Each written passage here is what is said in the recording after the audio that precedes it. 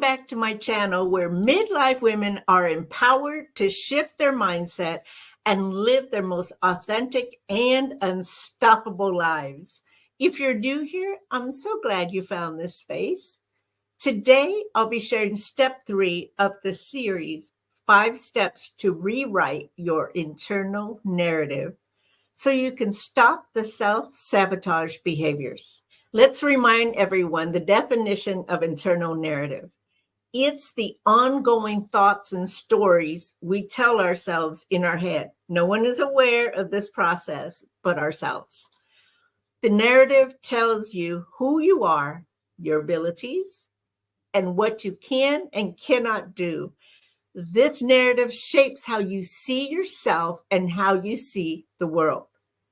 Now, we're talking about self-sabotage, and often self-sabotage is fueled by negative self-talk or limiting beliefs, or both, that we have internalized over time.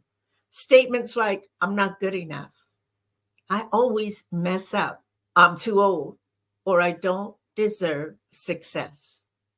These 5 steps will provide you insights, exercises, and stats to help you rewrite the current narrative you have to a narrative that's aligned with who you are today. So let's do a quick review of step 1 and 2 in case you missed it. And if you want to watch the replay, go to my YouTube channel at Moving Forward Life Coach Realtor. Okay, step 1. We focused on identifying the narratives that keep you stuck. And this is different for everybody. So write down those narratives that keep you stuck. And again, go to the replay to really get the exercises and watch the whole video. Step 2 is challenging those deeply ingrained beliefs that fuel our self-sabotaging behaviors. Now, step 2 is crucial in your journey to break free from the limitations that have held you back. And it sets the stage for creating a new, empowering narrative. Today, we are going to delve into step 3, transform negative thoughts into positive actions. This is where we learn how to replace the negative with positive. And this could be with our thoughts, our words, and our behaviors. It is so important to repeat the positive narrative regularly, especially when you feel any of the selves creeping in. I'm talking about self-sabotage, self-doubt, self-criticism, and self-pity. Let me share with you 3 action steps to create a new positive that it counters the negative. You ready? All right, number 1. Create a positive playlist. I know this sounds so simple, but it really makes a difference. Create a playlist with songs that uplift and energize you. Choose songs that have positive lyrics or a beat that makes you want to move, right? Think about songs that bring back good memories or simply make you happy. What I do is when I'm having a tough day or when those stinking thinking thoughts are creeping in, right? I either take a drive or go somewhere private, and I play the songs that bring back great memories for me, songs that make me move my body.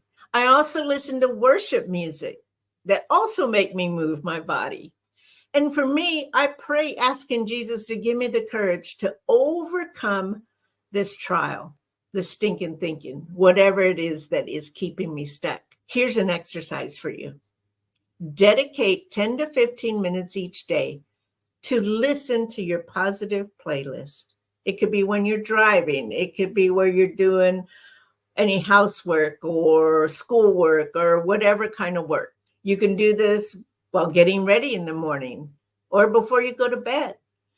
Allow yourself to fully engage with the music. Sing along, dance, or just listen deeply. The goal is to let the music shift your mood and reinforce a positive mindset.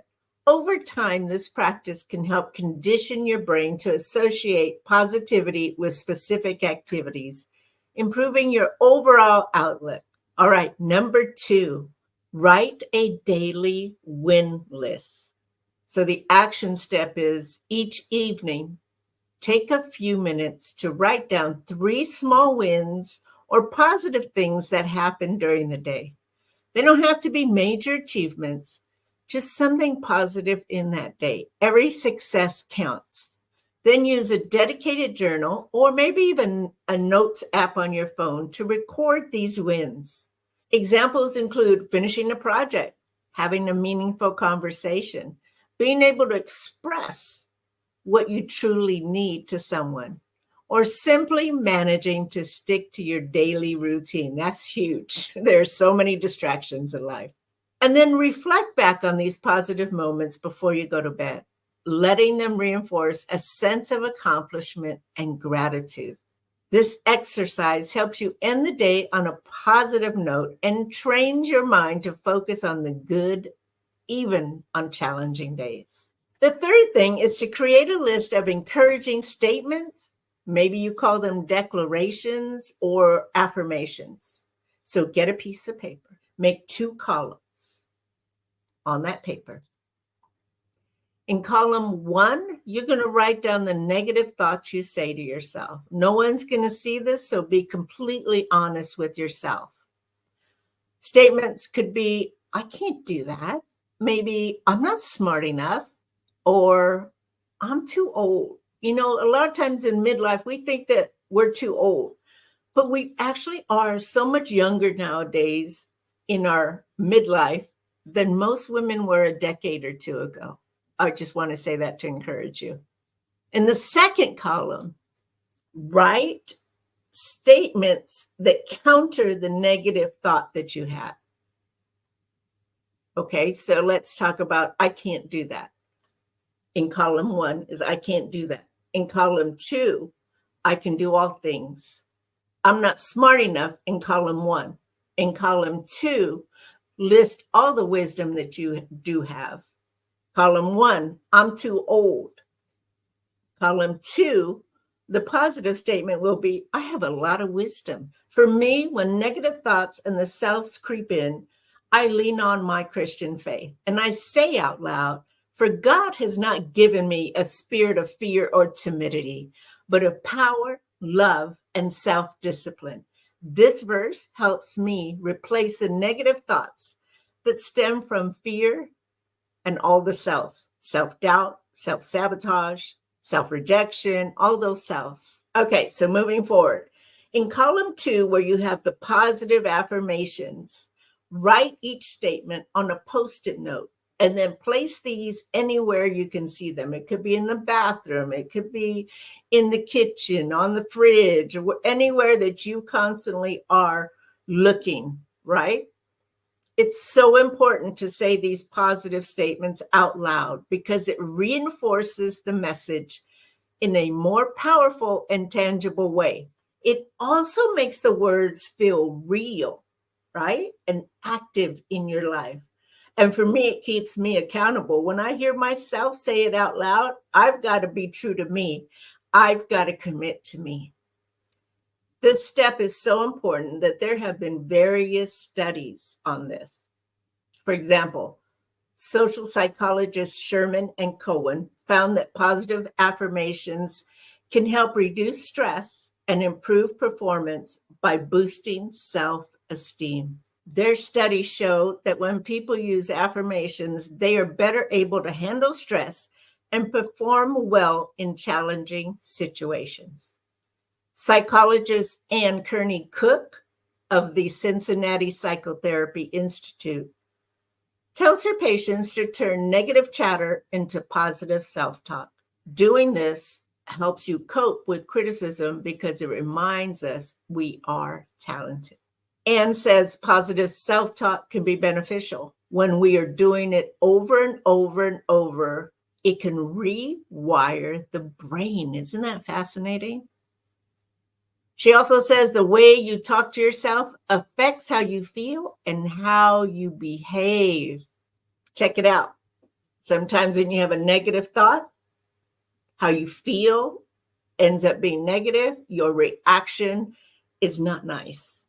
Just check it out or ask somebody that's close to you. Here are some stats related to the benefits of transforming negative thoughts into positive actions. In the Journal of Happiness, they found that midlife women who engaged in positive thought practices saw up to 50% improvement in emotional well-being and life satisfaction. A research from the Journal of Anxiety, Stress, and Coping reported 45% reduction in anxiety symptoms among midlife women who practice positive thinking and thought restructuring. In the Journal of Behavioral Medicine, they found that midlife women who adopted positive thinking strategies experienced 55% improvement in resilience to life changes. That's huge. And then, according to the research in pain medicine, midlife women who engaged in positive affirmations and thought reframing experience a 40% reduction in chronic pain symptoms. That is worth trying this, trying the positive affirmations and the thought reframing. A study in health education research found that midlife women who practice positive self-talk and affirmation saw a 60% increase in self-worth and confidence in managing personal goals and challenges. That is amazing.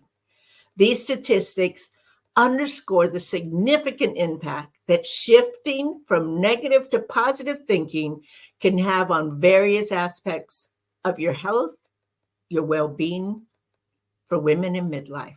As you move forward, remember that the only thing standing between you and your breakthrough is the belief that you don't deserve it. But I'm here to tell you, you, midlife beauty, deserve it.